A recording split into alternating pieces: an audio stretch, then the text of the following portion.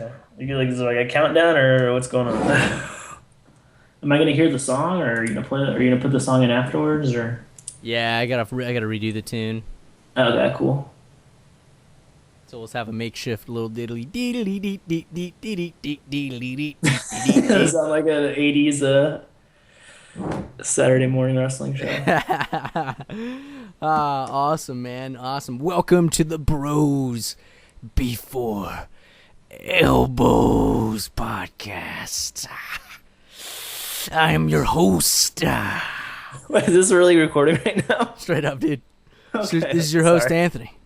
This is the other host, Tommy. We've finally revealed the masked men behind the Bros Before Elbows show. Well, welcome to podcast number 1. Many more to come. So, yeah, it'll be a little rough around the edges, but you know what? It's like taking the first bump, you know? Yeah, it's like taking your first. It's like getting thrown in the ring, and it's like getting thrown to the Royal Rumble match, and just like having to learn on the fly. And we're just basically learning on the fly with a bunch of other superstars surrounding us, and you guys are here for the journey. Straight up. All right, cool. First thing we got on the agenda here is let's talk about some Raw highlights, man. What's going on? What happened this week, dude? What'd you see? Wait. That's a bumpy road. Let's talk about the question of the day. Let me just toss Oh, out the that's right. question of Yeah, the day. yeah, It's yeah. just let it to meander. Let it think about. It's the question of the day. If we're going to the Royal Rumble now, analogies is the 30th entry, but we're gonna preview it number one. If you were a pro wrestler, for people out there listening, and co-host Anthony, if you were a pro wrestler, what would your walkout song be? The Titantron hits, the lights go out on Raw, your big introduction. What song from the history of music is your walkout song? So think about that. We'll answer that at the end of the show. We'll have our answers at the end of the show. But Raw recap. Did you see Raw this week? I did. Okay, that's a good start. It's crazy because 3 hours, man. Yeah, I know, man. I didn't watch it live. I had it on DVR, so I could fast forward through the Miz matches. To- Anything Is this involving is this the like Miz. is this like a new way of saying like a jabroni match? It's just a mismatch. The Miz match, yeah, man. Well, luckily Fandango interrupted him, which I thought was good. I stopped when I heard I saw Fandango coming out on the entranceway. Dude, we haven't But seen that dude in a hot minute. What's that guy been up to? I had a concussion, I guess, backstage, and before Money in the Bank, I think, but he's back at 100% now, and I guess he's beefing with Miz. I don't know why, but I think that could be a cool angle. I mean, boost up Fandango. Hopefully, Fandango goes over in that angle. Yeah, you got to think like the way I see Miz is like the fact that he has main evented A WrestleMania. WrestleMania, yeah. It gives him. It does hold some credibility. So if like people fight him, it's kind of like he's a good guy that I think is used to get other dudes over. Like he's really good at that. You know, like he can win when he has to win, but if you beat him, it's kind of like all right. It's like yeah, you beat the Miz, but at the same time, it's like okay, cool, dude, you beat the Miz. You know, it's like one thing if you like beat R-Truth, you know, but it's like It's a step above our truth, yeah. yeah. Which Okay, is- but what were you gonna say? I was just gonna say it's funny because when I went to the house show, freaking R-Truth pinned Ryback clean, which I thought was very interesting how they do some of these angles and pushes at house shows. Yeah, and preface it that you were in Portland. You're from Portland, Yes, so it was a Portland house show. So it was a big Daniel Bryan contingency driving down from Washington, right? Dude, Aberdeen. There's a lot of Aberdeen chants for sure. Oh man. So Daniel Bryan in the main storyline, going to Night of Champions, and him and Edge opened Raw. Did you see? What do you think about Edge, dude? Edge of no hair, Edge with the short haircut, not the long manes, and he's retired due to a neck injury. So it was cool because of the Canadian crowd. The Raw was in Toronto, that everyone popped for him. But Edge and Triple H, I guess, had like a little verbal sparring. I thought it was good. I liked it. was really impressed with it. It reminded me. I'm really enjoying the very raw, very realistic shoots during these promos. Mm-hmm. It's like Triple H and Edge can use their personal experiences and relationship to really dig at each other.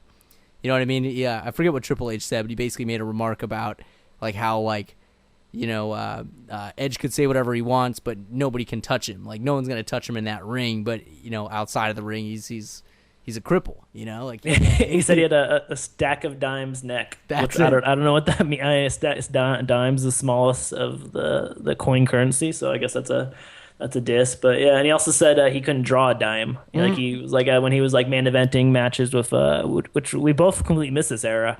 But I guess he was feuding with Orton and feuding with Cena, and he was like headlining pay-per-views and stuff like that. I guess he was saying he couldn't draw a crowd or people on pay per view. But I don't know. I always liked Edge, so I thought that was good. But it cuts deep because they said like it went from the Attitude Era to the PG era when Lyndon McMahon was running for office, and now it's like Triple H is at the helm. It's called like the reality era.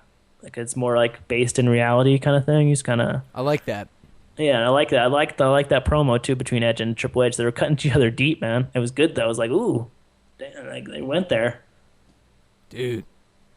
That's true. I can see this. I can see this realism, and I think it really makes me think of the CM Punk. You know, his original pipe bomb. Hmm. You know, where he went out and just kind of said his thing. But that's the next evolution of it, dude. It has to be because obviously, like, yeah, we hear it all the time. It's like, oh, it's scripted. Oh, it's fake. It's like, oh, whatever. You know, We know, yeah. So is like an awesome action movie, dude. So is the Superman movie, Man of Steel, is scripted, dude. It's still a pretty good flick. absolutely, and it's I, just classic storytelling. And I wrote a really good article about that. Anything from the dawn of time, heroes and villains, you know. mhm. But the story that's being told and who's telling it and how they're telling it, but not just like making it like you have to say this, like these are your lines, you have to say it. It's like no, when it's like based in that realism, you really get that grit. You know what I mean? You really get a side of these characters and gimmicks that they are who they are. You know what I mean?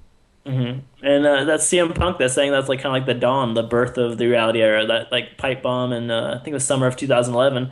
It got many wrestling fans back into the sport. I think it got me personally back in because I just heard. I think that and like the death of the Macho Man also got me back into Mm. the reading about the sport. And those both happened. I think Macho Man passed away like in April and May, and then Punk dropped the pipe bomb in June.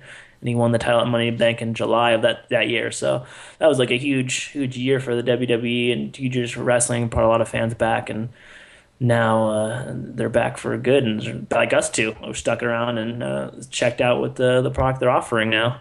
And speaking of Punk, his feud of Curtis Axel, who is also on Raw and has been losing lately, much to the chagrin of Paul Heyman. So Curtis Axel versus Punk and Paul Heyman at Night of Champions. Have you liked this feud? Have you liked Punk and Curtis Axel going head to head with Paul Heyman being like the middleman? Dude, I am digging Paul Heyman, man, and I'm digging Curtis Axel, dude. I like him, dude. I like him. I like his. He's a really good fit and a really good co-pilot with Paul Heyman. Mm-hmm. You know, he just has this like this just this grin on his face where he's just cocky, arrogant. He's got good moves. You know, he's every time I see Curtis Axel, I legitimately see him as a threat Mm-hmm. Yeah, he's got to an other wrestlers. awesome. Yeah, he looks like a big dude. He's got an awesome moveset. Not good on the mic right now. He's still improving on that. I think that's what people kind of fault him for. But that's why you got Paul Heyman, man. You got Paul Heyman, one of the best talkers ever in the business, like being your mouthpiece, which is like an awesome thing for a guy who's such a good worker to learn from. And he's stuck in Curtis Axel, is in the middle between Punk and Heyman, and I think it's been an awesome feud because like that Punk versus Lesnar feud going to SummerSlam was so epic, and like how is the WWE going to top this? And they just took it into another level with Punk and Axel and Heyman with this little triangle going. Well, I think it's a really good push for Axel. Mm-hmm. You know, Yeah, man, it's a major push, dude. Going against CM Punk, like probably like the absolutely. second, like John Cena, and then like CM Punk is probably like the next biggest star for the WWE. Absolutely. So, Absolutely. So, and it's only going to make Curtis look better, and it's only going to make Punk look better too, regardless if he wins or loses. hmm You know, he's still going to be Punk. You know what I mean. But as long as they can put on a good match, what I would like to see, kind of a random note, I would love to see Antonio Cesaro as a with Paul Paul Heyman. Heyman. Oh Absolutely. man, everyone loves that man. Yeah. Absolutely, dude. He's stuck with this schmo, dude. He's stuck with this stupid Jack Swagger Uh, freaking. Real Americans I and don't Zeb get Coulter. it. They just didn't know what to do with him. That's the bad Yeah. part. He's a good wrestler. He's been doing a lot of NXT stuff. He's been helping Sami Zayn, all that stuff. But man, like No, dude, yeah, that would definitely take him to the next level. I've heard some people say that, like that Paul Heyman needs another guy to replace, to go with Curtis Axel, so he can have like a tag team. But yeah, Curtis Axel and Antonio Cesaro, that'd be an awesome tag team with Paul Heyman. Dude. Him up, dude. That could They could totally like, take the belts from the Shield right there. I think that'd be amazing. It would definitely be a boost to Antonio Cesaro. Antonio Cesaro, he lost to Santino on, on Monday. What a squash, dude. So Yeah, silly, dude. dude. But do you see him do that spin, that tilt-a-whirl, where he grabs Santino by the legs and spun him around for like 30 seconds? Dude, the chant, I love the chant afterward because WWE doesn't know what to do with the audio. You know what I mean? Like I'm sure the dudes in the They mic truck their are crowd like, so well, but yeah, they yeah, didn't know they what to do with do. that. It's a blessing and a curse because when it's dead, it's dead. But when it's Uh, loud, it's loud. And when there's chants that are so expletive, they can't do anything about it, dude. And that's one of the best chants ever.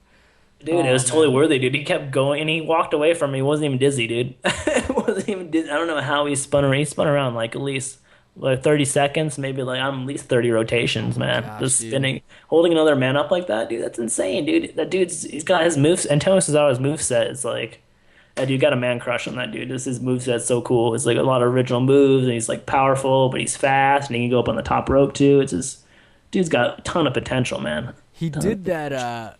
Didn't he do that deadlift with Kofi?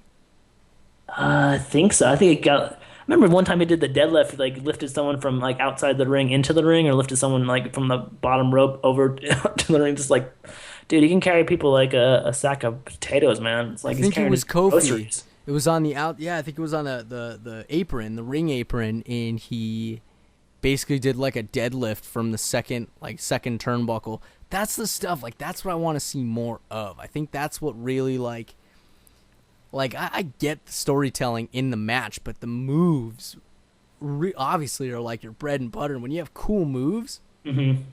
original moves, stuff that you don't see on the regular, like we always see chops, we always see kicks, we always see punches, we Like always see suplexes, body slams, elbow drops. yeah, like that's the same stuff, but I want to see like I want to see more like German suplexes. I want to see more T-bone suplexes. I want to see more Death Valley drivers. I want to see Hmm. more deadlifts, dude. I want to see more just like I don't know, man, just some really original, cool, unique moves. I was watching I got the WWE thing for Comcast, the classics, and one of them was ECW and it was RVD. I know we're segueing a bunch of stuff, but RVD was fighting.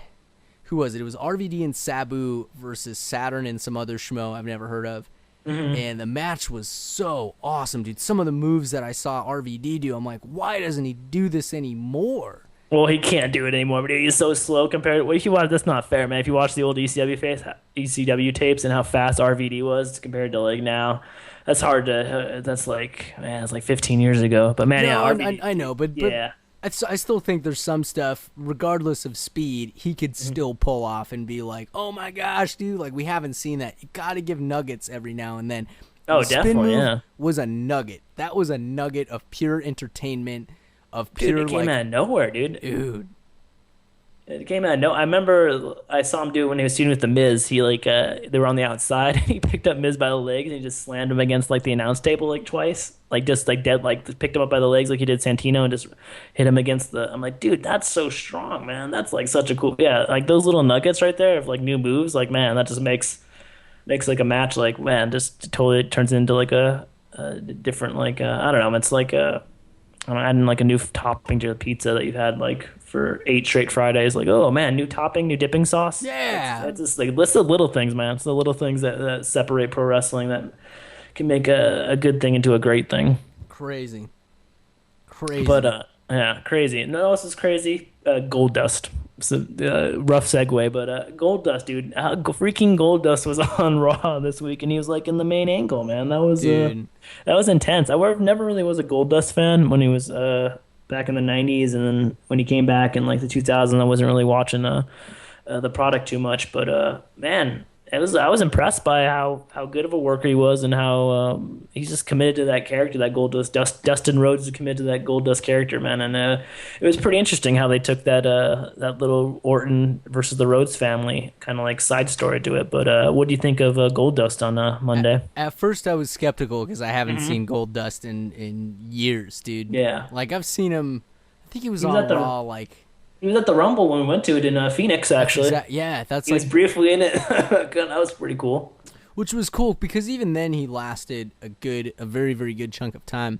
Yeah. But I was pretty skeptical. I was like, man, what are they gonna do with this? But man, what a match! Hmm. What Yeah. a What? match, man! Like, jeez, he just knows how to like stay on the upper hand, and he knows how to deliver his moves. He knows how to take his moves. Hmm. That was a good fight, man. That was a good story. That was a Did really he good ever? Did story. he ever hit Shattered Dreams? Did he hit it? I don't remember if he I did don't or think he not. did.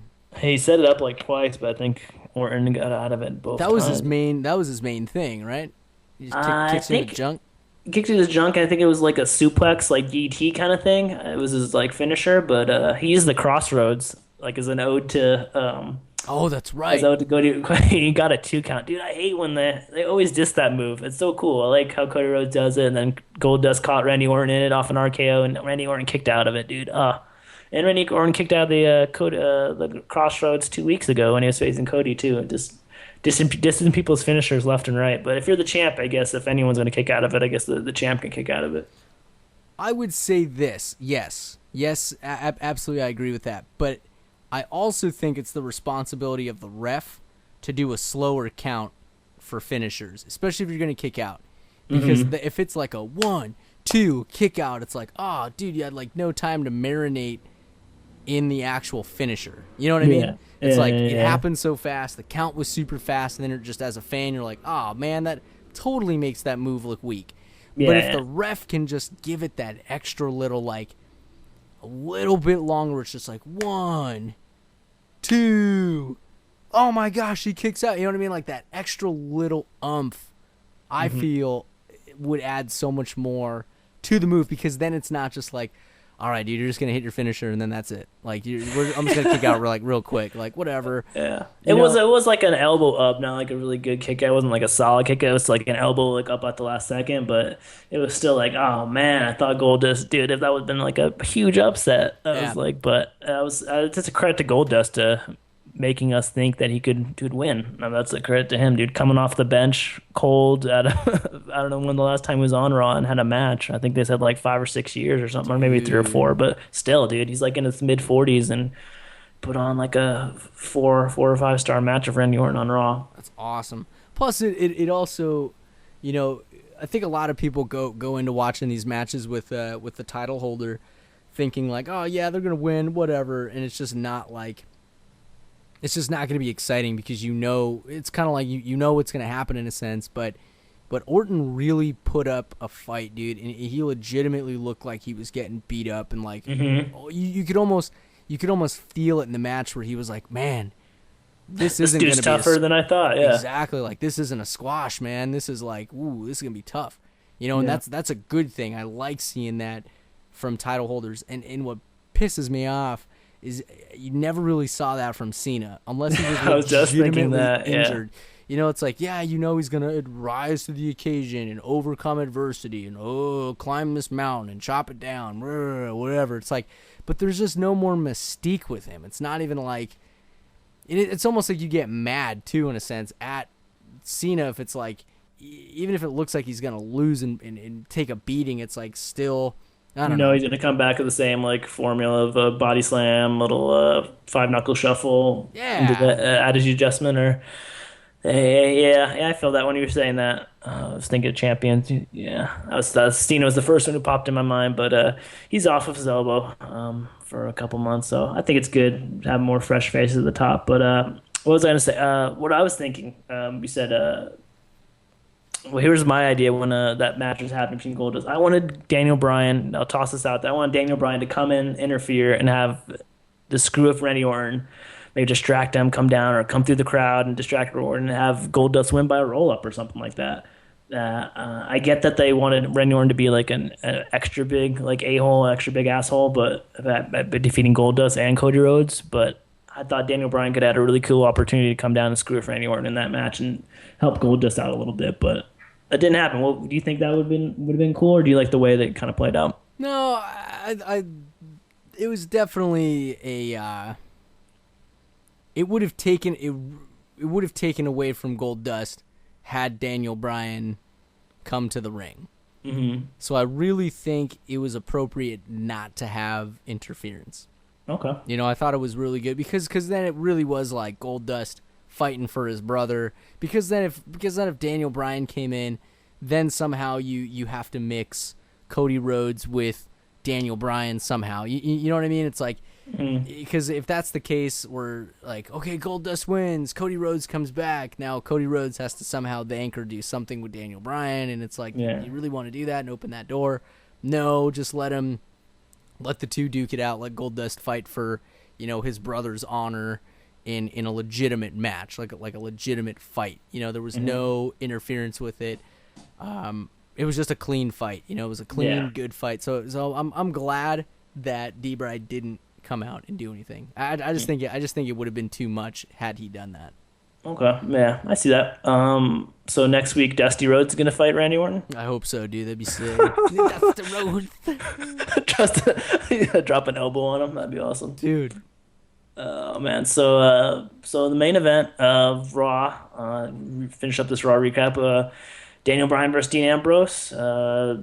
Pretty much was a pretty good match. Daniel Bryan won by roll up, I think, a small package, and then post match, Orton came down. Bryan they brawl on the outside. Shield started beating up Raw. The thing was, Big Show was at the side of the ring for the first for the match. So he was sitting in a chair. So what was Big Show gonna do? Big Show ended up walking up the ramp, not wanting to punch Bryan, but then Triple H comes out and says, "Go down and punch Bryan," and Bryan was already knocked out from an RKO. That's And right. Orton and Show are arguing, and then Bryan hits Orton with a flying knee because Show and Orton were arguing for a good couple minutes, so he had time to recover. So the Raw ends with Bryan holding the belt and Orton on the floor. So do you like that ending? Do you think that's a foreshadowing of what's going to happen over the weekend on Night of Champions on Sunday? It's gonna be a fight, dude. I think it's gonna be. I think that was good You because it liked it? shows. Yeah, I did like it. I liked it because it shows like that even if Daniel Bryan's gonna get the crap kicked out of him from multiple angles, like he's there to like fight. You know what I mean? Hmm. Like it's good, man. It shows that there's a very strong possibility. Yeah.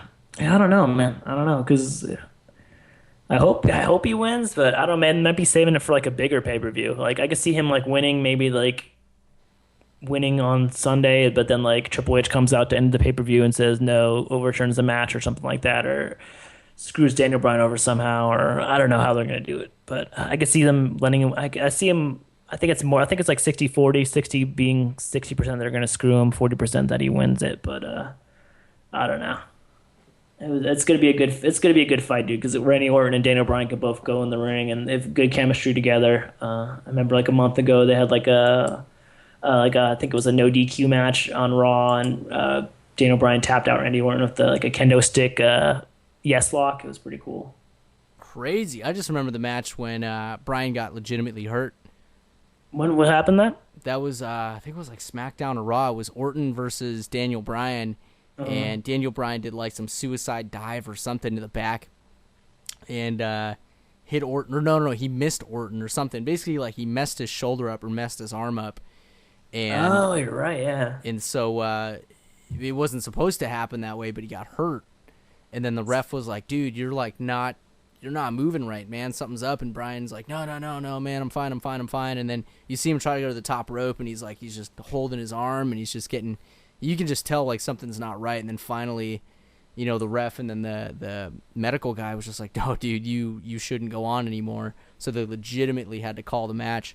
And then I thought it was pretty cool because then Orton came up to him and, and basically just kind of gave him like, hey man, like, like it's good that you're up. You know what I mean? Like it was like definitely like a very real like friendly moment. Like two dudes like looking out for each other. But I thought it was a killer match regardless. Yeah, they got good chemistry together. They definitely do. And that was the time when like they didn't really know what to do with Orton. You know, he was Yeah, I just think that was there. before like Money in the Bank. I think that was like in June or early July. Yeah, I remember that. So I Yeah, remember yeah, Brian. I remember Brian was pissed. Yeah, that he he had to was stop so the mad. match. You know, and then I remember Triple H getting interviewed for it, and he's like, "Yeah, you know what? Regardless, like I got to take care of my dudes. You know, it was a call that we had to make, and we made it because I'm not gonna have my dudes legitimately be, you know, really hurt to the point where we can't use them anymore. hmm What's best for business? That's when he was. I think that's when he was. Yeah, face. Yeah, now he's his best for business. It's again. I wanted to make a shirt for that best for business shirt. Best tagline, man. It's a really good tagline. All right, so it all accumulates this best for business, or maybe it doesn't accumulate. Maybe it's a little like That's the uh, theme. That is definitely the going running theme right now for Raw is best for business. best for business and the Sunday's Night of Champions. So let's do a quick picks for.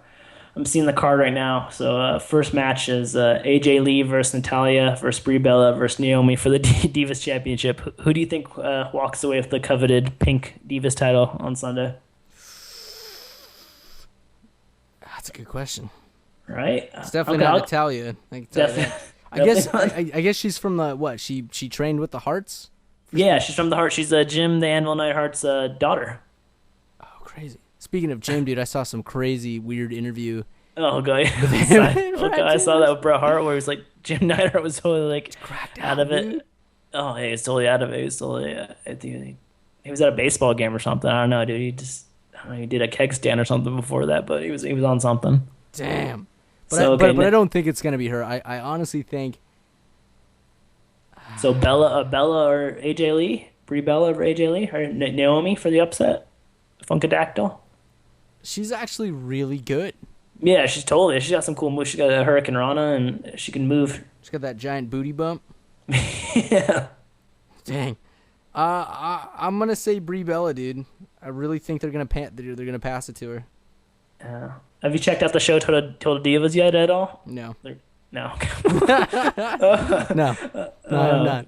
okay, me and Crystal, Crystal's my wife, watch it every week, and I don't know. For reality TV, it's pretty good. If you're gonna be forced to watch reality TV by your significant other, at least try to steer them towards Total Divas. Dude, 'Cause, my reality TV with Liz is Say Yes to the Dress, David oh, Tutera, Bridezillas, that's pretty brutal, man. Four Weddings. It's all wedding shows, dude. See, you know Dude, what? wait. I think Oh, I could supplement some yeah, do divas. supplement it because here's the angle. Natalia's getting married to Tyson Kidd, and they talk about their wedding on Total Divas. So maybe we'll give you guys some you and Liz wedding ideas. I don't know. Heck yeah, dude. That's a spin. Yeah, but I think I don't know. I think if you're gonna pick Brie Bella, I'll go the opposite way. I'll pick AJ Lee. I think she's had some good promos on Raw the last couple weeks, and she was on the commentary team the other night with JBL and King giving her a lot of crap. But I think AJ Lee's gonna continue that and pull the upset. Not pull the upset, but she's fighting three other women, so it's kind of hard to win a four way. But I think they'll keep the title on her. But I can see going Brie Bella just because how popular Total Divas is. But next match, CM Punk versus Curtis Axel and Paul Heyman. CM Who do you think's gonna win Punk, dude. that? CM Punk, yeah.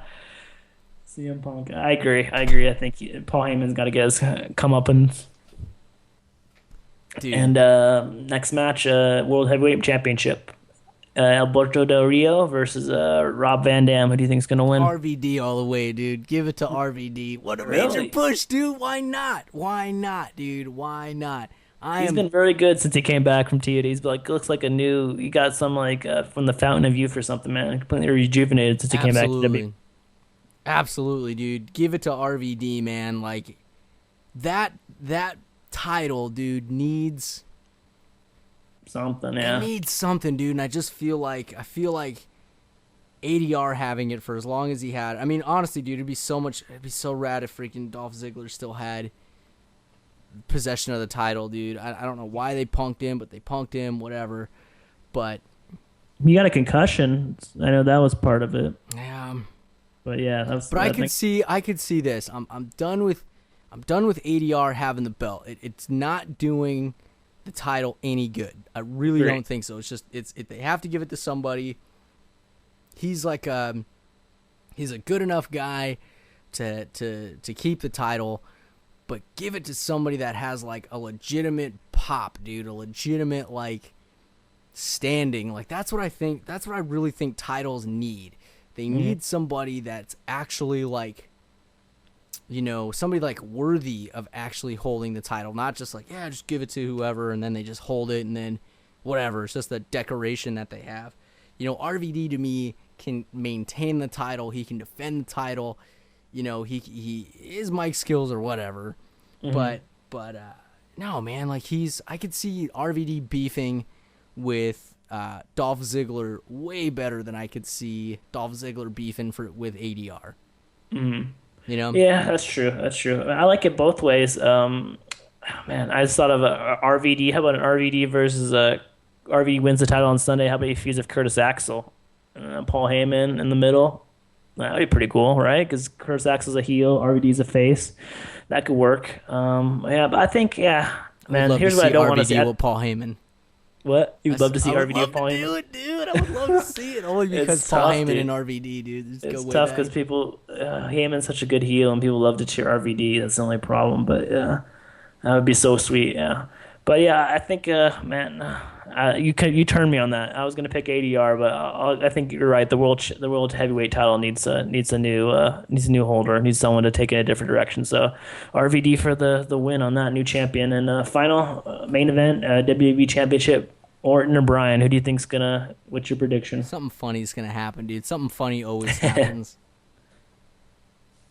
But funny in favor of Orton, or funny in favor of Bryan? As much as I don't want to say it, Orton's going to maintain the title only because it's going to solidify whatever Triple H is trying to accomplish through this new corporation, through this new faction of Orton. Because if he loses, it's way too quick. Yeah, the storyline was built way too. You have too much evil in Orton to just all of a sudden be toppled by Bryan, despite how good and how well he's doing. It really is only going to make Daniel Bryan look better if he loses, and it's only going to make Orton look stronger, but at the same time weaker too, because something's going to happen with either the Shield or with Triple H. In some sense, it's going to be an angle where Triple H looks bigger.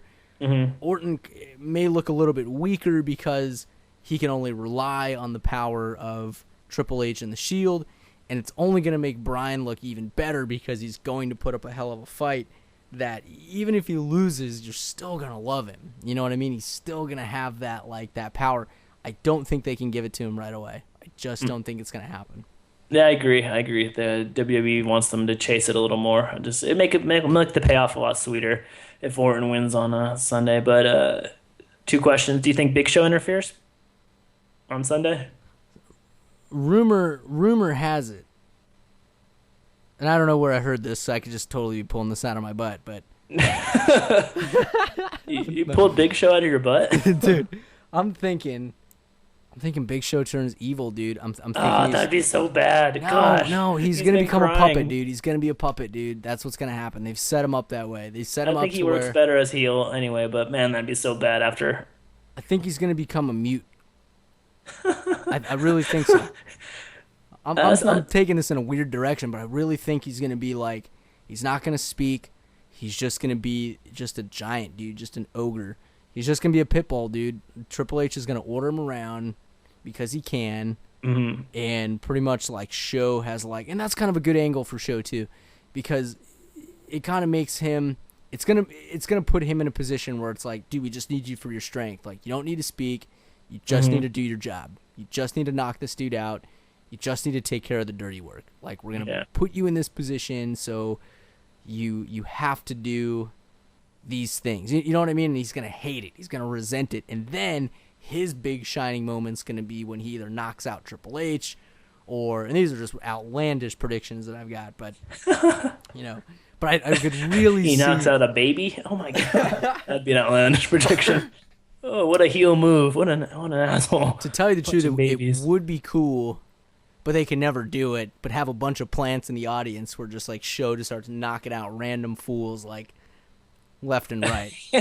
Maybe so many lawsuits. Someone like jumps in front of it. No, knock me out. I Knock want me that out, WWE. dude. Yeah, please knock me out show. So, Dude. okay. But I I don't. could see that. But I could see him joining up with Triple H's crew Oh and man. hating it, dude, and just being a Then the puppet. then the deck would really be stacked in Bryant against Bryant. He could lose his biggest ally. Dude.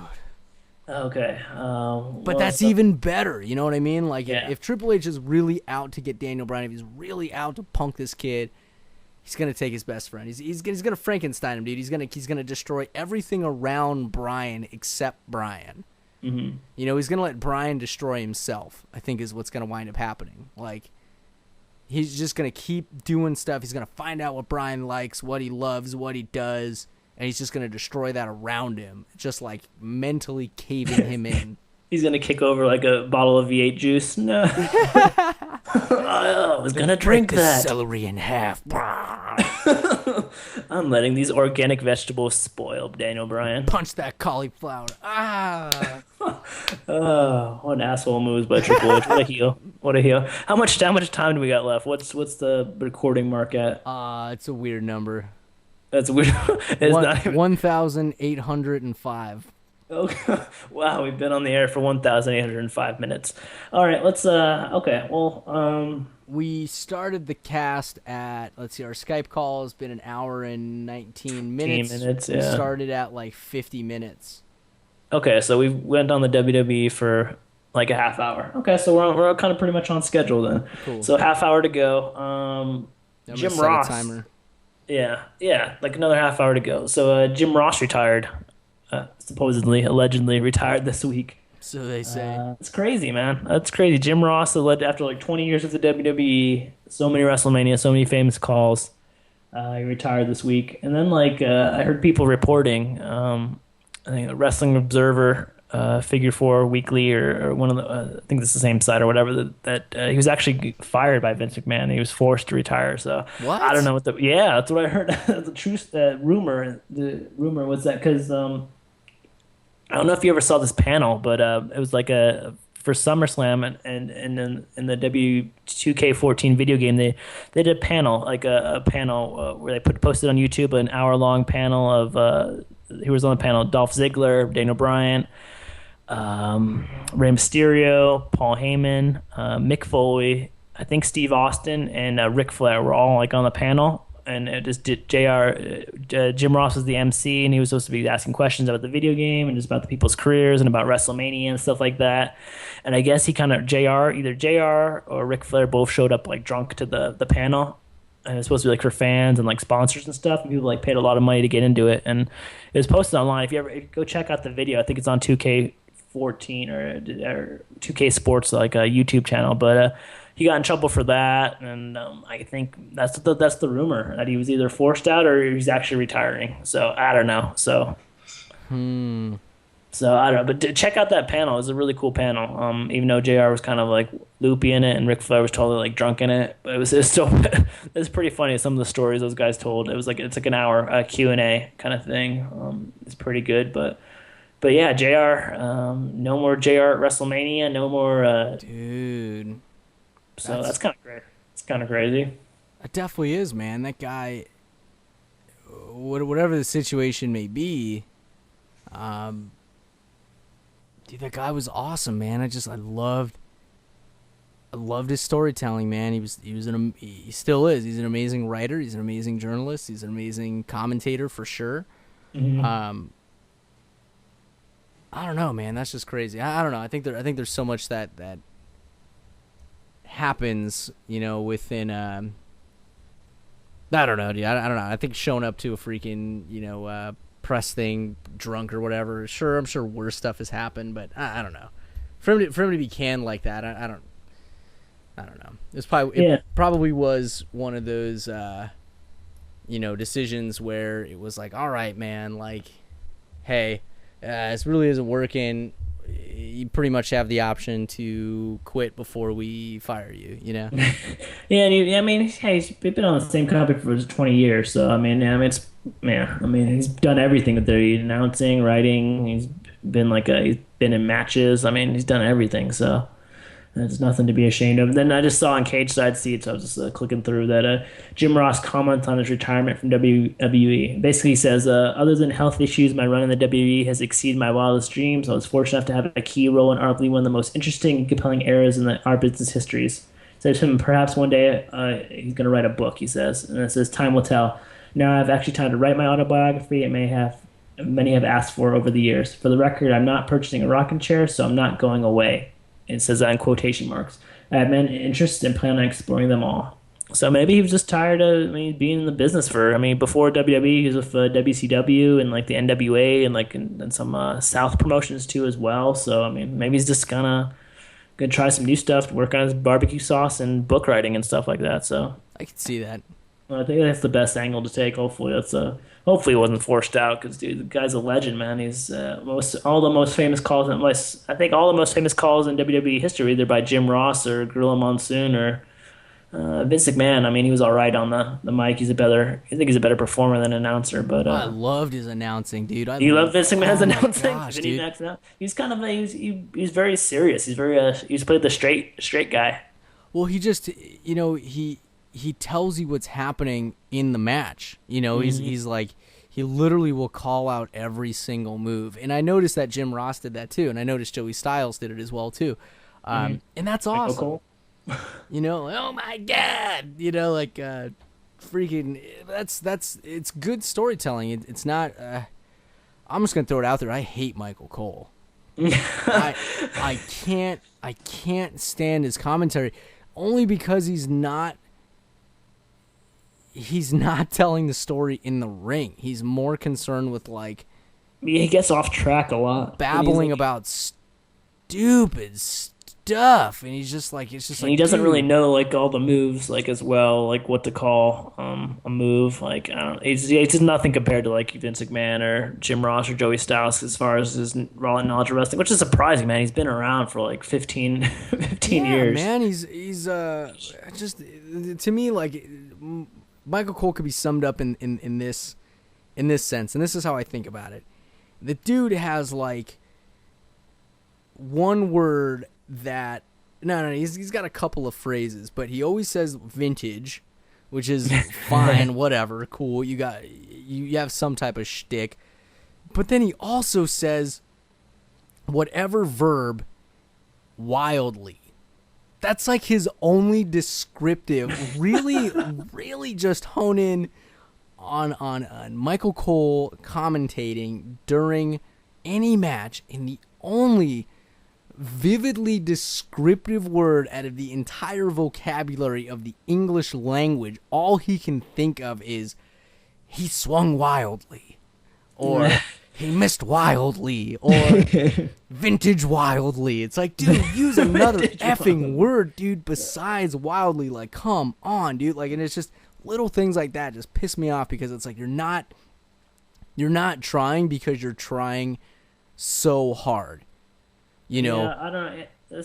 And to come to think of it, you said he has some vintage. Not sorry, vintage on the way. He has some go-to phrases and words, and I cannot think of a memorable call or something, or a memorable match that he really added his stamp on, JR does, or JR's most famous call they had also on CagesideSeats.com. Check that out. Jim Ross's greatest calls, and one of it was from the first TLC. One was from Triple H Rock ladder match, and then of course one was from Mankind versus Undertaker, the Hell in the Cell. His call on that, where he says, "What does he say?" He says, good God Almighty, that killed him. As God is my witness, he's broken in half." Yeah. Yeah, I'm dude, he has those money calls, dude. He has those phrases, Stone Cold, Stone Cold. Yeah, dude, slobber knocker, makes up words, says he's involved in it. Even when Vince McMahon was doing a lot of the announcing, he's hitting the moves, man. He knows the moves. Mm-hmm. Whatever. Hulk Hogan hitting him with another right, gets him in a headlock. Giant Andre the Giant pushes him out, throws him against the ropes, hits him with a clothesline. Hulk Hogan's down on the ground. Hulk gets back up, kicks him in the it's like you could close your eyes and hear the ring shaking and get a vivid description of what's happening in the ring, and that's such an integral piece. And Mm-hmm. JR brought that to the table, dude. He brought that to the announcing, because that's it, man. Like when you're in it live, yes, the wrestlers are in charge of telling the story because you can't hear beans of what the announcers are saying. But when you're at home, yeah, you get the different camera angles, and you don't really have that exact connection to the wrestlers as if you do live. However, the only connection you really got, besides visually, is the audio. And when you have a goofball who's talking about stupid stuff or overplaying or overstaying his welcome as a character, just overdoing it, it's like it just takes it away. It just the stupidest things come out of his mouth, and it just pisses me off because it can be so much better. Yeah, You know? definitely. We're we're at the status quo. We're at like the C grade and whatever class you're in or whatever Yeah. test you're taking. Just stay average, man. That's Michael Cole. He's like just the norm, and it's like, man, we could strive for excellence, and we're just settling for mediocrity with Michael Cole. I would love to I see think. him. He's a really good, like back in the day, man, when he was doing his backstage interviews, pretty much what Oh, he was not very Matt good. Striker, the other guy. Justin Roberts. Is that the guy with the spiky hair who does announcing on SmackDown? I'm drawing a blank right now. Yeah, just Justin Roberts. Yeah, spiky hair dude. Yeah, I Yeah. think. Hopefully it's just no way. No man. Trying to think of who's the ring announcer. Ring announcer named Justin Roberts. I don't know. Gosh, this is so bad. He's a really cool dude. I I'm guess sorry I he's not forgot that your name, good if we man. keep forgetting him. No, Justin Roberts, the ring announcer. Oh my god, we can't think of the other ring announcer. Oh gosh, yeah, Justin Roberts is a ring announcer, not the Who's backstage the other interview. guy? He hosted that show. Did you ever watch that YouTube show of Road Dog? No, no. It was Road Dog and and that guy, the spiky haired guy, and they'd watch like old like bad clips of from the WWE from like the 80s and 90s, just like the bad stuff, like the Yeti and like all this Yeti! the Bring back stupid stuff Tony, they dude. did. Bring back Tony Schiavo, man. Tony Schiavone, What was his last name? I was goofing. Tony Schiavone, Schiavone. Why is Schiavo? I don't know. Whatever. That's your new last name, Tony Schiavo. Tony And Mike Schiavone. Tenay. No, I love Mike Tenay. But no, man, like, oh man, I was watching some WCW Nitro, dude. It was so good. But no, man, like, fuck, I can't remember this dude's name. Dude, go curse. Oops, I can edit that. Okay. Jeez, man, this is really sad. Well, he's obviously not good, but I think that guy has potential. I think. Yes, yes, absolutely, absolutely, absolutely. But get Michael Cole out of there. Put Michael Cole in the other dude's position, and give the dude that we can't figure out his name the position of Michael Cole. At least have him just. Josh Matthews. There we go. Gosh, that was horrible. I don't think he even has a Wikipedia page. But to me, like, he asks good questions, but I could honestly see him doing the play-by-play. He would be a really good play-by-play announcer.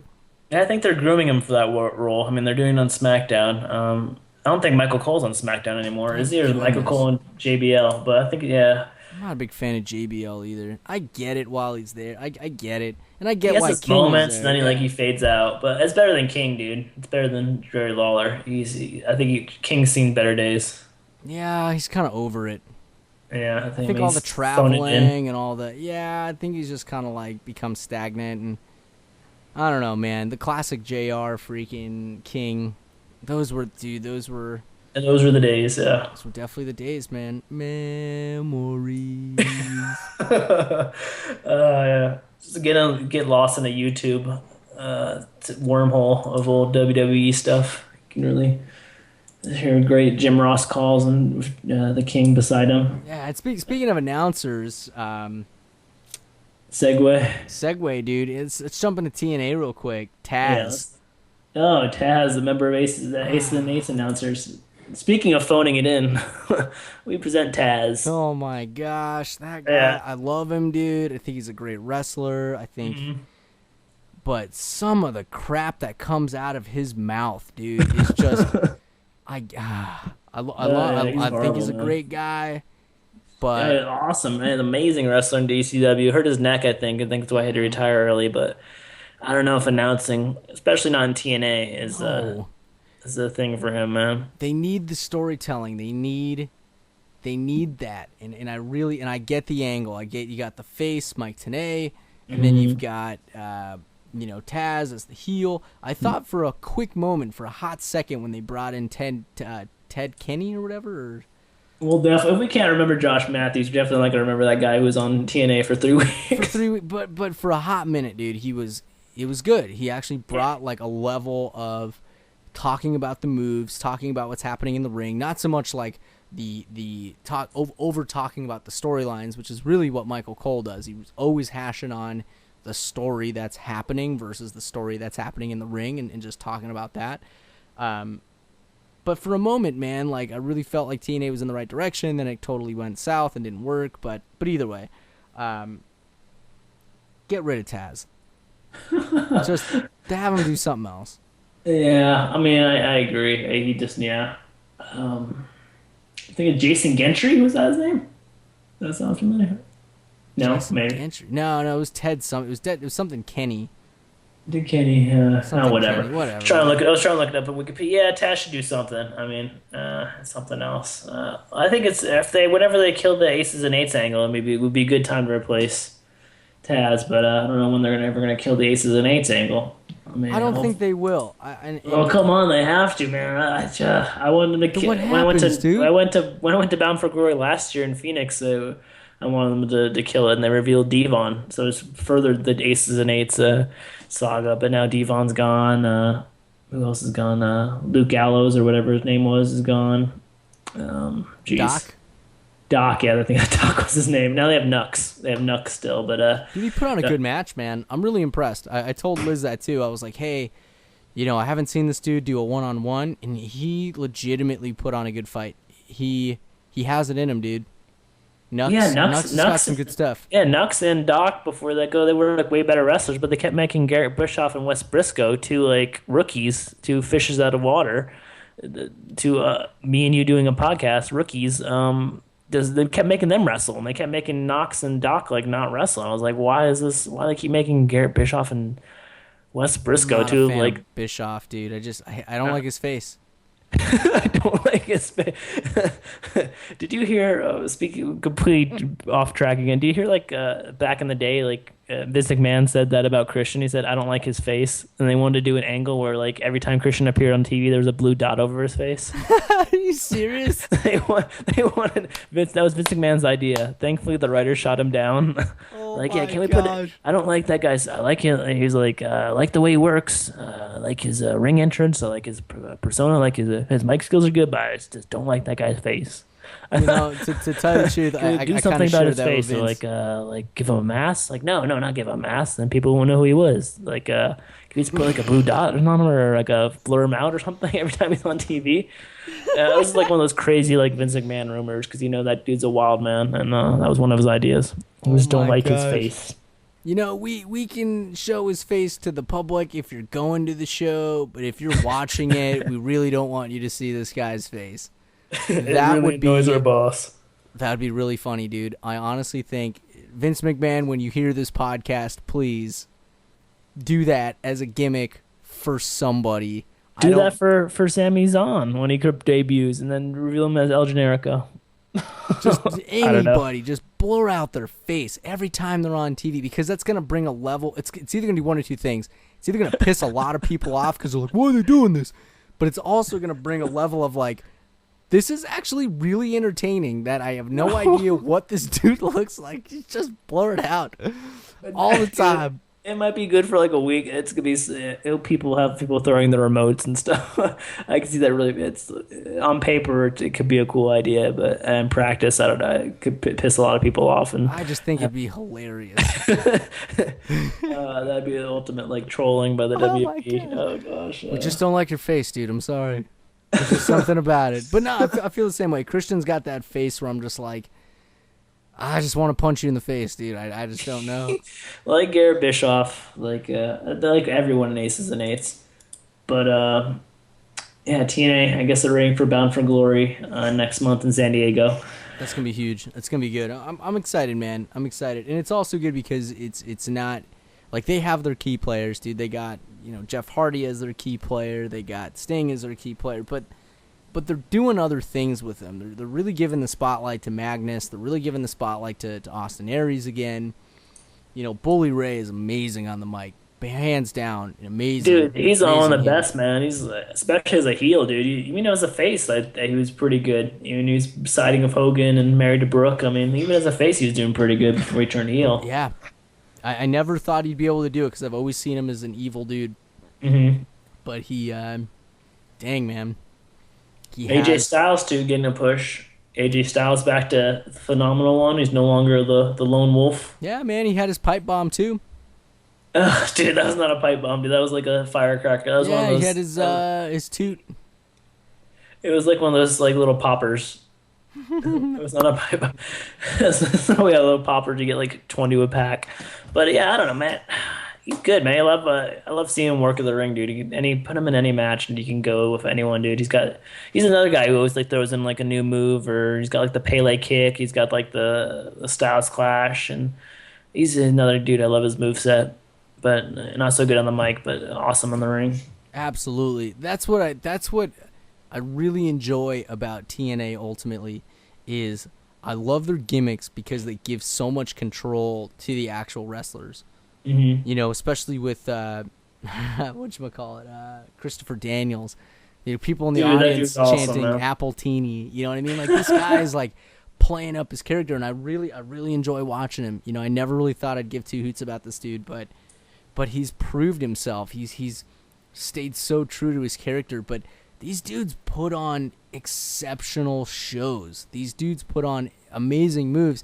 It's funny to me because it's like, if you were to see half of these movesets in WWE, I really feel like you'd get such a louder crowd pop than what they get right now when they're doing these shows. And it's like what else do these guys have to do to really get a bigger crowd reaction? Because the moveset, the stories that they're telling in the ring, like, these guys are doing legitimately really cool stuff. Even X Division, these guys are doing the most crazy, intuitive, creative, awesome moves. It's like reversal after reversal, or flip after flip, and roll after roll. These guys are really moving quick, and they're really putting on a show. They're just not getting this pop, dude. They're just, I don't know what it is, man, but I love what they're doing. They're just not, there's just something about it. There's like this weird funk.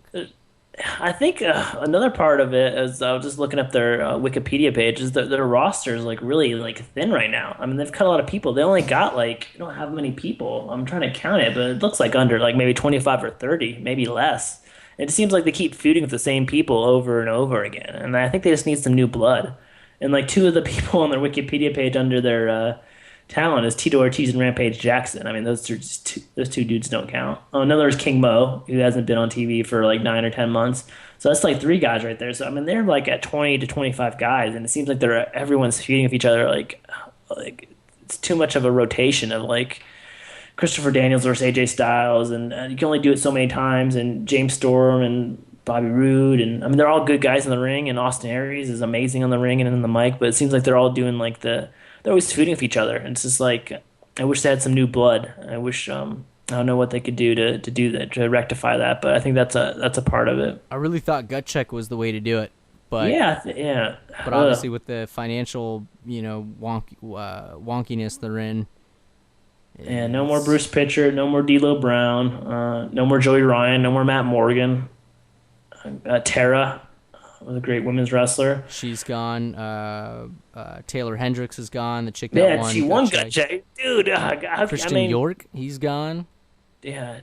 Who's Crimson, I think, is gone. Crimson's gone. They brought him back for a hot minute. Yeah, they brought him back to, I think his match was if he wins, he goes in the Bound for Glory. And I guess if you lose, you get fired. I don't know if you knew that. Yeah, so he never got into the Bound for Glory. But, man, yeah, I don't know, man. I guess I could spend a whole podcast trying to think of ways to help out TNA. Just more people have to watch it. Just more people have to... They have to give people a reason to watch it, though, man. I mean, it's good to check it out, but, I mean... Yeah, it's just tough to... I think there's... And I respect Hulk Hogan. I respect Sting. I think those guys are great, but I wouldn't even say so much Sting. I think Sting is... in the picture but out of the picture enough to where I don't really see him as the issue. I just think I mean, Hulk Hogan, he's the general manager though, so he has to be like on the thing every week. So I think that's a yeah, problem. And Sting's like in your main storyline because he's ahead of Main Event Mafia. If you took those two dudes away and had like some guys from like Ring of Honor or some other promotion, Pro Wrestling Guerrilla or Dragon Gate, I think it's another promotion, not too up on the indies, but I mean, if they had some new blood in there and got them to sign with TNA or something, I mean, Kevin Steen. that would be so amazing, dude. He's this generation's Cactus Jack. I tell you every time he just reminds me of that. He's balls to the wall, willing to do anything to get a pop and a crowd reaction, like Mick Foley. But man, I don't think. Yeah, I mean that would work. It definitely work. But I don't know if Kevin's. I think the problem with that is a lot of people like on the indies they're trying to hold out for that WWE lottery ticket. So that's why they don't want to sign with TNA, which makes sense. I mean, I don't know. I guess that makes sense. I don't know what I would do in that situation. I don't know. They've got some new strategies coming up. I can understand this hybrid with the MMA, cross promotion. I get it. It's a new evolution of wrestling. I think it's cool. I don't know. I just don't want to see these dudes fail because I like the product, man. I'm buying into the product. I like it. I think they got great stuff, dude. I think they have great gimmicks. One of my favorite gimmicks, honestly, dude, is Joseph Park. Yeah, dude, that's awesome, dude. The guy, Joseph Parks, the guy who doesn't know how the rookie. It's so funny, dude. He's such him and Eric Young are like I guess like buddies now. I Which is love EY, dude. he was hilarious. Dude, he's awesome. He's another dude who's really funny. You should get more airtime. But yeah, man. Yeah, I mean they have some cool characters, dude. I agree. It's got to be different than WWE. Like they should really. I mean, they focus on their knockouts division, which is like much better than Divas division. Absolutely, And they hands let them down. wrestle, and they let them like go in the ring and talk on the mic, dude. Let like Mickey James cut a promo, or even like Taryn Terrell. That she had a nice little run. Now it says she's on maternity leave according to Wikipedia. So Oh all right, wow. lost her. Okay, but ODB. I mean, they just have good personalities with that. So yeah, I mean they have that, and I think they should focus on their tag division too, dude. Because the WWE always like throws their tag division under the bus, and they don't really focus on that. So I think it's just to maybe sign some more tag teams or something, or put some more tag teams together. I think that'd be helpful too. I could definitely Anything, see that. yeah, they need to be like the Coke. WWE's obviously Coke, the big brand. They need to be like a Pepsi or something. I mean, they're not as big as Pepsi, but The they just need to be RC all, Cola. yeah, the RC, the Royal Crown Cola, the Mr. Pibb to Dr. Pepper, maybe. Better comparison. But yes, something like that. It just need to be something. So I mean, I don't know. They have potential, and I'll still tune in every week just to have something different because Bully Ray is awesome because all they're good wrestlers. They can go in the ring. So I love the product, man. I really do. I don't know, man. I don't know. If I had like $2 million, if I was just swimming in oodles and oodles of cash, dude, that's definitely a company I'd be like, all right, hey, here you go. Because I want to see him succeed, man. I want to see him do good stuff. You know, I really, really dig their product, you could work with Dixie Carter. dude. Totally. Sitting up in As the long Memphis as office. it's kind of funny. It's kind of tied into the question. You know, my gimmick. I want to be a spaceman. The first dude, what if you were like a spaceman? Okay, trying to do the question of the day. Question of the day, the reminder is if you were a pro wrestler, what would your walkout song be? So you would be like a spaceman like from the future, or would you be like a spaceman like what if you were a spaceman who got like knocked out in 1960 and just like recovered from a coma and you thought everything was still like 1960s? Space. Did we I was land on the moon? Did that ever happen? true. I was thinking more of like Lost in Space. Like Lost Okay. in Space or like Lost in like space whatever like a space station or something, and you know I've seen some stuff like I had to like make it back to Earth, and like yeah there's a big time lapse, and now I just gotta like fight my way through, you know. There you go. So what walkout song would Spaceman be? Something from the Space Jam soundtrack? To tell you the Space. truth, man, I would want some really cool Queen song, something with Brian, like some solo from Brian May. Dude, yeah, dude, some epic, like, dude, a lot of Queen songs could be epic walkout songs, dude. We Will Rock You. I mean, I'm surprised someone doesn't use that. even just like the beginning of or like jumping right into like a solo of just like Brian May, dude, like like something just like huge where you're just like, as soon as you hear the first, to me it's like as soon as you hear the first 3 or 4 notes, you just know, like, You know, to get out of your seat and start yelling, kind of thing. oh, you That's know the key to a big exactly. walkout song. Yeah. It's got to be the first, excuse me, the first like 3 seconds have to be powerful. You know, just like when you hear, oh my god, Oh, okay, it was the Stone Cold. no I'm man, trying that's to get. CM Punk. Oh, CM Punk. I thought it was That was Stone Cold. I thought the it was no the dude. glass breaking. That's Oh, that was okay. Okay. bum bum bum bum bum bum bum bum Oh, that's bum. Stone Cold. Okay. I think this should Dude, be our new game. Guess the walkouts. Guess the song. oh my gosh, but that's what you gotta have, man. You gotta have like the first 3 seconds of just gotta grab your nuts, dude, and just tell you like, yeah, you know, like RVD's new song. I love it, dude. Oh, one of a Totally him, kind. dude. Yeah. Don't know. I think Brock Lesnar has a really good song Yeah. opening. So man, that's a good one too.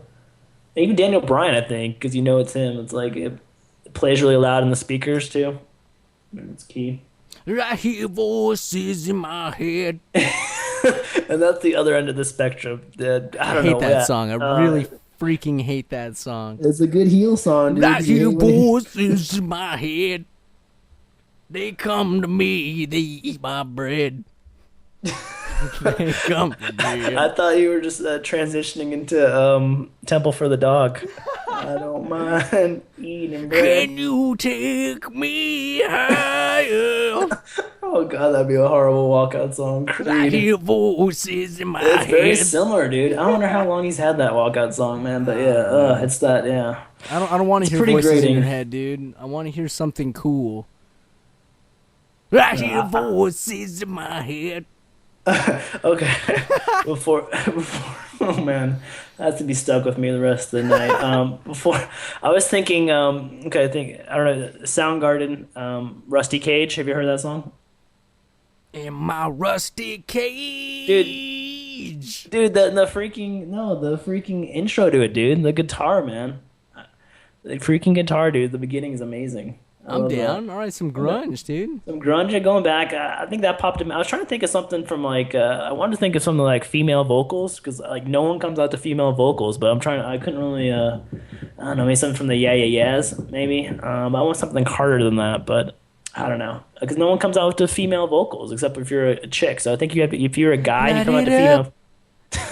If you're a guy and you come out to Light It Up by AJ Lee, that's pretty ballsy. But I think no one really has hip hop songs except Mark Henry. So I was trying to think something like maybe something by Wu Tang Clan or Tribe Called Quest. Dude. Dude, Wu Tang Clan would be an awesome walkout track. Anything by them, but I'd say it's hard Rage because Against it's a lot the of profanity. Machine. Rage Against the Machine, yeah, that'd be a good one. Song Revolver is really cool. Is it slow though? Is that kind of slow? Actually, you want to be really cool? The song Roll Right. Roll right, because people could chant along to it. Yeah, that and just the beginning is that, like, it's really powerful. It's like a really powerful, just first couple of notes, man. It just instantly grabs you. You just instantly, like, you're ready for a ride. You know what I mean? Like, yeah, this dude's coming out. But yeah, Yeah. man, I would say either, if I'm a spaceman, then I would want to be, like, I'd want to come out to some, like, epic, cool solo. When you come out to People of the Sun, space, I don't know. There's a reach. Come out to Elton John. Rocket Man. That you would have to walk like in slow motion every time. And I'd have to, like, hold my arms up and just look like, 30 degrees each Dude, that's direction. not a bad song, dude. Rocket Man. I mean, it starts out slow, but when like it hits the chorus, I don't know. Maybe W, you can like do a remixed version or something of Rocket Man for you. That'd be cool. That'd be Hold cool. me closer, tiny dancer. That'd be a good tag team walkout song, maybe. Not really. Uh, Oh, Jeremiah with a bullfrog. Oh, is that Ellen John? No, that's not Ellen John. I don't know. That'd be a cool song too. Jeremiah was a bullfrog. You know who's come out to that? Bray Wyatt. No, Bray Wyatt. Oh man, he should come out to a Pearl Jam song. I thought of it the other day. Freaking or some kind of like Southern rock or something. But I don't know. This song is creepy, dude. I dig it. Dude, his song is good. I don't hear voices in my head. That would suck if they gave him Randy Orton's. They That'd make the come Bray Wyatt. inside and eat my bread. I have no idea what the freaking words are. They Uh, talk to me. oh, Not For You by Keep me Pearl Jam. company. No, not For You by Pearl Jam would be a good Bray Wyatt walkout song. Ooh, yeah. I dig that. Pretty good song. A pretty good walkout song. It starts out slow and hits pretty heavy in the back half of the song. But yeah, I think is that it? That we're done for the podcast? I think so, man. I think so. Thanks for tuning in. Find us on Twitter at Bros B4, letter B, number 4 elbows, and we're on Tumblr too. Got to update that too. So find us on there. Send us questions. Yeah, feel free. We don't have an email, do we? No, we don't. So I'm saying if you have Twitter, hit us up on Twitter. If you don't have Twitter, we don't have a Facebook either. We're really ill prepared right now, but You know what? going through the process. It's a learning experience. We learn with the fans, and the friends of the podcast learn with us. So Hey, step 1, make the podcast. That's what we did. Step 2, we'll get an email. So step 3, make millions of dollars like the primetime players. Straight up. Straight up. Awesome. And this, all right. I am Tommy Masano. I'm Anthony Masano. Signing off. Bros. Before. Elbows. I hear voices in my head. Oh yeah. Can you get?